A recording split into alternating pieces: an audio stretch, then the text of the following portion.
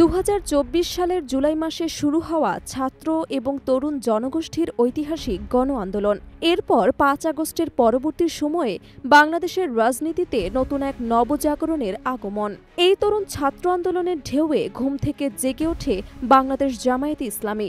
দীর্ঘদিনের রাজনৈতিক নিষ্ক্রিয়তার পর এবার তারা দেশে নির্বাচনমুখী শক্তিশালী সাংগঠনিক প্রস্তুতি নিয়েছে। জামায়াতে ইসলামী ইতিমধ্যেই সারা দেশে ৩০০টি আসনে সম্ভাব্য প্রার্থীদের তালিকা তৈরি করেছে।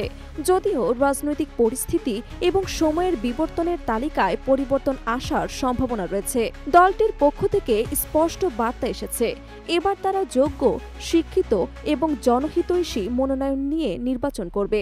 বিশ্লেষকদের মতে এটাই জামায়াতের কৌশলগত পরিবর্তনের ইঙ্গিত, কারণ মনোনীত প্রার্থীদের মধ্যে রয়েছে প্রায় ১০০ জন বিশ্ববিদ্যালয় এবং কলেজের অধ্যাপক, ৫০ থেকে ৬০ জন প্রিয় ভাষক এবং শিক্ষা প্রতিষ্ঠানের প্রধান, ৪০ থেকে ৫০ জন আইনজীবী, অ্যাডভোকেট এবং ব্যারিস্টার।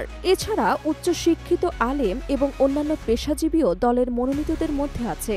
বিশেষ করে পাহাড়ি অঞ্চল, সংরক্ষিত নারী আসন এবং প্রবাসী অধ্যুষিত এলাকায় দল রাজনৈতিক প্রভাব বিস্তার করতে চায়। ছাত্র শিবিরের সাবেক নেতারা, বিশিষ্ট আলেমগণ এবং চিকিৎসকগণ এবার জামায়াতের মনোনয়নে এগিয়ে আসছে।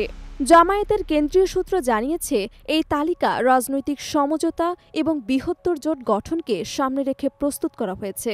যেসব আসনে বিএনপি বা অন্যান্য বিরোধী দলের শক্ত অবস্থান রয়েছে সেসব আসনে সমন্বয়ের মাধ্যমে প্রার্থী চূড়ান্ত করা হবে।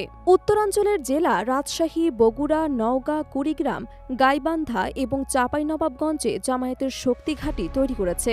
বুদ্ধিজীবী, আলেম, চিকিৎসক এবং জনপ্রিয় সামাজিক নেতাদের সামনে এনে তারা গণসংযোগ বাড়াচ্ছে।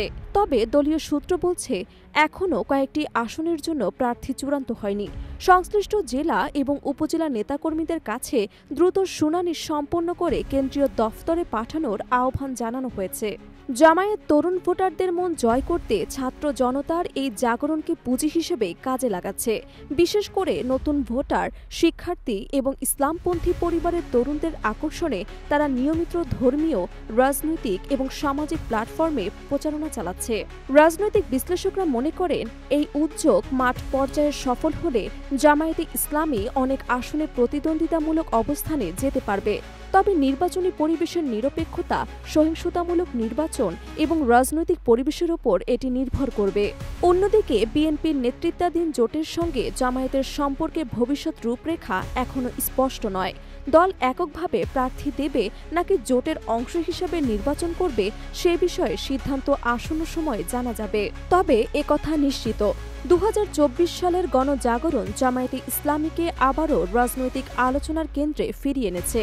এখন দেখার বিষয়, দল এই প্রার্থী তালিকাকে কতটা কার্যকরভাবে নির্বাচনী রাজনীতিতে রূপান্তরিত করতে পারে আর কতদূর এগিয়ে যেতে পারে ভোটের মাধ্যমে।